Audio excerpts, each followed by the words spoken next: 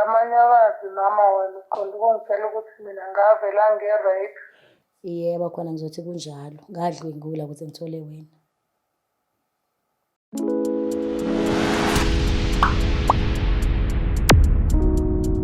Nginibingelele nonke ngiphinde nginamukele uhlelo sibiza ngokuthi sikhipha izimfihlo ka-Blaqlife TV. Igama lami nginguStufuza Dlangamandla Zulu, ungwenya kwaMsavukazi uMvuleni. Intokazi ezalwa Mamkhize. Today sihleli nomama ofisa kabanzi ukusikhiphela izimfihlo namhlanje into emgqilazayo kusukela ebuncaneni bakhe ezakhula. Sawubona. Yebo sisi njani? Ngiyaphila kunjani? Ngiyaphila. Ngicela ukubulisa ababukeli emakhaya bese usitshela igama nesibongo nanokuthi ubuya kuphi. Ngiyababingelela ababukeli emakhaya. Igama lami nguNokwanda wakwaDuma oseMelmoth esigodini saseNjomelwane. Ubekwa yini namhlanje la ekhaya? Into engibeka la ekhaya sisi wami ukuthi nginemfihlo kade yangidla isikhathi eside. Sineminyaka engidla engakwazi ngisho ukuyixoxela ngisho udadewethu. That's why ngize la ekhaya ukuthi ngizokwazi ukuyikhuluma. Nizalwa nibanga ekhaya? Sizalwa sibathathu. Oh, esingakweni. Ngokuqala. Oh, okay. So kwenzakalani-ke na ukhula? Okay, sisi wami ngisho ukuthi udaba lami kanje. Mina ngumuntu okhulele emakhaya. So emakhaya sikhuliswa ogogo sonke. Okay. Yes. But abanye abasahlala ekhaya ngenxa yemisebenzi. Oh. Yes. Kwathi ngelinye ilanga ngihambile ngiyotheza emakhaya njengomuntu ohlala nogogo. Gogo kangithi akasakwazi ukwenza izinto eziningi. Mangiyotheza ngahlangabezana nenkinga ehlathini. Hlangana namadoda awu2 sisi wami ayehamba ezingela. Ekuhlanganeni kwami namadoda awu2 ayehamba ezingela. Shuthi ngaba nenkinga yokuthi ngigcine ngidlwenguleka. Ibona bobabili. Ibona bobabili. Okay. Yebo. Ukubuya kwami ekhaya ngibuye ngimtshela ugogo ukuthi ngivelelwe inkinga kanje ehlathini ngadlwenguleka. So ugogo njengoba ngitshela ngithi umuntu behlolela yena thina. Okay. So ugogo angihlola yabona vele ukuthi okay it's fine konakele. Yeah. So ugogo ayikho nje into afaka ngayo isandla mhlawumbe ukuthi angakise ekliniki noma akuthume ukuthi ziyele wena ekliniki yini nje akusiza ngayo gogo? Ya ugogo wangisiza ukuthi angithumele khona ekliniki. Okay. Ngaya futhi ekliniki wafika watholakala ukuthi into engisho iqiniso. Oh. So ke wamthola umntwana emva kwalokho noma? Ngamthola emva kwalokho umntwana ukhona. Oh, okay, emngakanani? Useneminyaka ewu20 manje. Umntwana wentombazane. So awukazi uzumtshela ukuthi ufike kanjani emhlabeni? Sisi wami angifuna uqaba amangafethu bengalula ukuthi ngiyakwazi ukuthi ngimtshele njengoba ngitshela ngithi imfihlo le nogogo naye azasho lutho. Kuyena umzukulu akazasho lutho.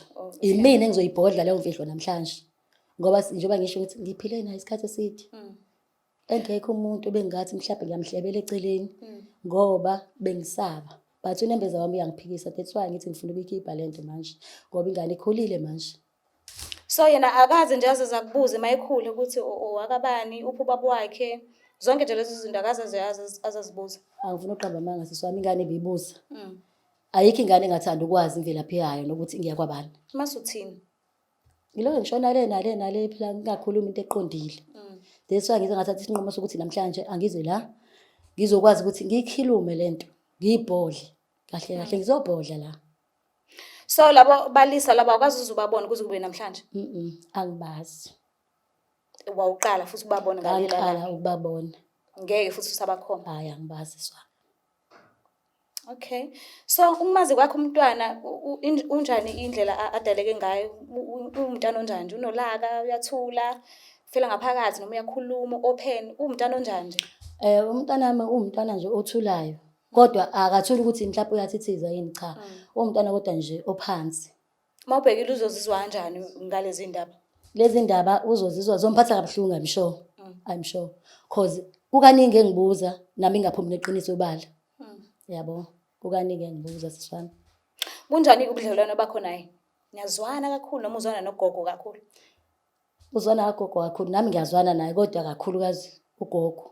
Yini umama uthethayo uyakusaba? No, angakuthi ngiyathetha. Ngumama nje right. Hayi ukuthi ngiyathetha ngaleyo ndlela no. Ngumama nje right mfethu. So njengoba uzukhetha ukuthi ukhulume namhlanje, yini le engake ekuphushayo? Wawukade uvinjwe yini iminyaka emingaka? Into engiphushayo sisami unembeza. Angikutholi ukuphumula. mihla namalanga mangicabanga ukuthi umntwana ukhulile manje usengaka kodwa akazi imvelaphi yakhe. Yes, but yini ekulethile ukuthi namhlanje nje ngitshela?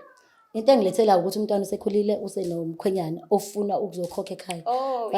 Yes. Faneke azi. Yebo. That's why ngize ngathi awuthi ngizokhuluma la. So umkhwenyana akaqhamuka ngabe namanje usathulile.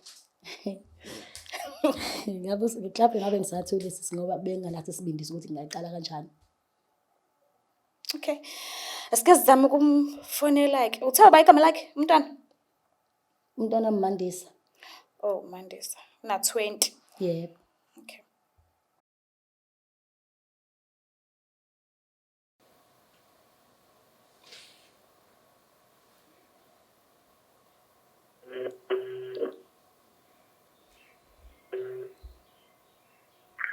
Hello? Sawubona kunjani? Ngiyaphila. Ngiyaphila. uMandisa lo? Yebo.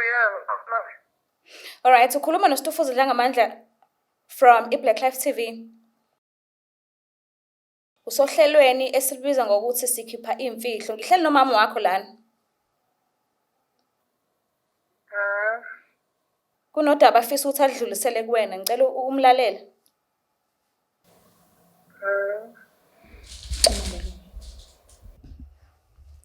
Mandisa unjani? Ngiyaphila mama njani? Ngiyaphila. Ngikhuluma nawe ngisohleleni Blaqlife TV. Ukhuluma noma wakho mntanami. Nomntanami into engilethelana ukuthi kunemfihlo engifisa ukutshela yona esengipile nayo iminyaka ngingakwazi ukuthi ngikutshela yona. Manje sekuyangiphoqa njengoba usukhulile usuzothola nomshado ukuthi ngikutshele. Imayelana nani mama? Imayelana nokuthi njengoba kade ubhizi yonke leminyaka ungibuza isibongo sababa wakho ngingakwazi ukukutshela. Kukuthi manje sengifuna ukuthi ngikhulume lento njengoba ngilana nje. Mntanami udaba lami kanje suthi ngathi ngisakhula nami ngisayintombazanyana ngatholana nokuthi ngibe nenkinga ngangiyotheza ehlathini ngatholana namadoda ayezingela awu2 angidlwengula mntanami kwase kuvela wena.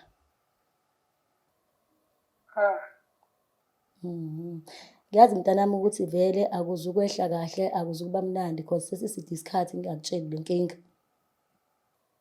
Mama sonke isikhathi ngaphila kushayeni ungangithini ngabe zibuza ngokwami.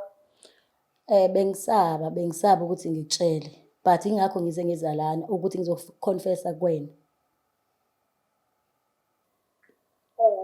Wabona ukuthi uhambe uphalele labo bantu lapho hleli nabo ungakwazi ukukhuluma nathi somndeni. Uke wamchazela ugogo ngalo sidaba ukhuluma ngalo nami. Ya ngizothini ugogo bazi but naye bengalula ukuthi akutshele ngoba nami bengifihlile mina myself ongiwuma wakho. Njengoba ngizelana ngizothatha isibindi sokuthi ngikwazi ukutshela. Kahle kahle ngifuna ukuthi wazi iqiniso lonke. Ingakho ngithe ngizokutshela lana. Amanye abazi noma wena uqonda ukungitshela ukuthi mina ngavela nge-rape. Yebo khona ngizothi kunjalo. Ngadlwengula ukuthi ngithole wena. Ngifuna ukuqamba amanga lokho ngithola kona namhlanje mama kuyinto engingakaze ngiyitshele yona. Bengithi ukuthi mina noma ngabe ubaba wami uyaphila ngalendlela obuhlezi ungitshela ngayo ukuthi ubaba wami akangifuni. Ingakho mina ngakhuliswa wena ngedwa.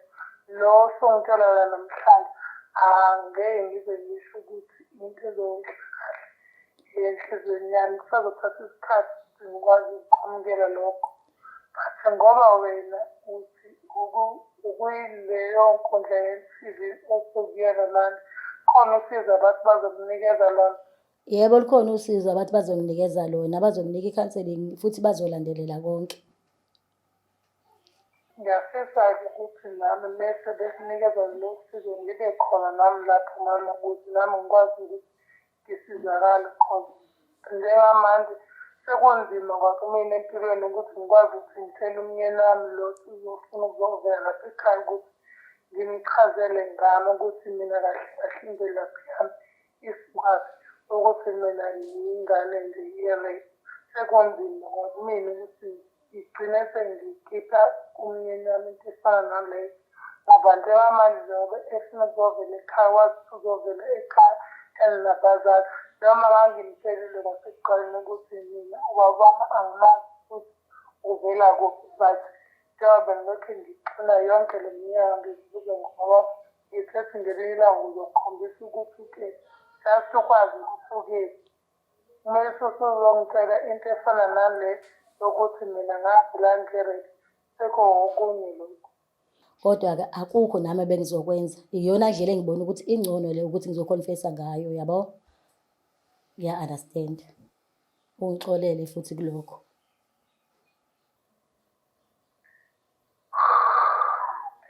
Yabona mama, angifuni ukungazi. La mazwi wakhuluma kumina njengamanje awehli. But ngiyafisa ngelinye ilanga uNkulunkulu akwazi ukuthi asinikeze amandla ukuthi udlule kulelo. Because sonke lesi sikhathi bengithethe baba uyaphila futhi nawe uyamazi ukuthi ukuphi. Noma ngabe kuthiwa waba igwala wangishiya nawe wahamba wophila impilo yakho, kodwa ngelinye ilanga ngikwazi ukuthi ngimthole. Mese uzokhuluma into efana nale oyikhulumayo njengamanje sekunginikeza lokuthi mina kushuthi kahle kahle mina ngelinye ilanga ngeke ngikwazi ukwathela ngisho abantwana bami ukuthi umkhulu wabo yena muphi noma umkhulu wabo uvelaphi.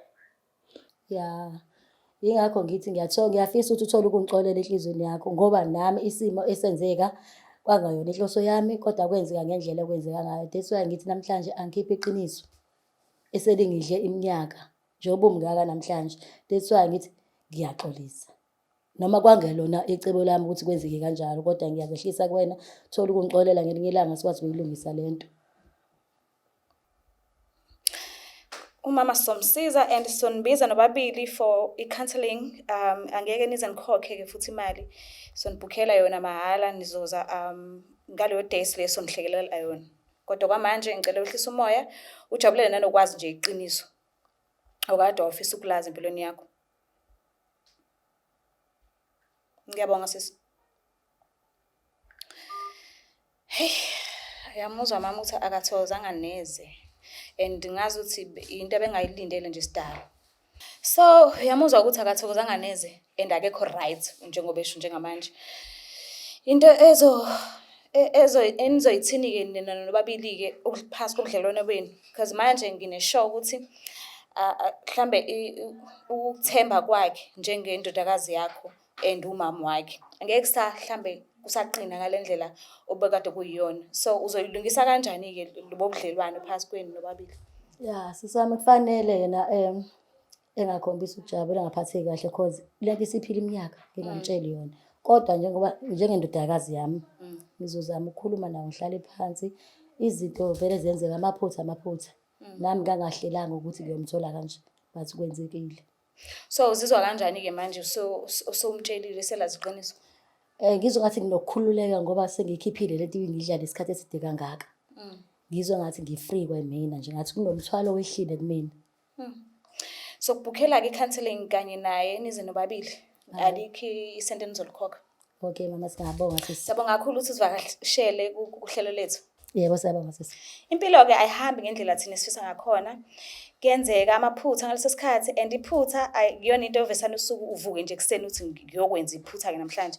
Impilo iyazenzalela yona, kuyayihambela yona ngendlela esingafisi ngakhona. Sometimes suke sifisa, sometimes suke singafisi. So noma yini eyenzakalayo ekuxinayo umoya, iza kuthina sizokusiza uxhumane nathi kulezo inamba ezilapho escreenini for i-counseling and cooking next, njengoba nizwile njengamanje ukuthi sizobabhukhela benendodakazi yakhe bobabili mahhala. So ungakhohlwa ukusubscribe, ulike, ushare, siyathandana kakhulu. Bye.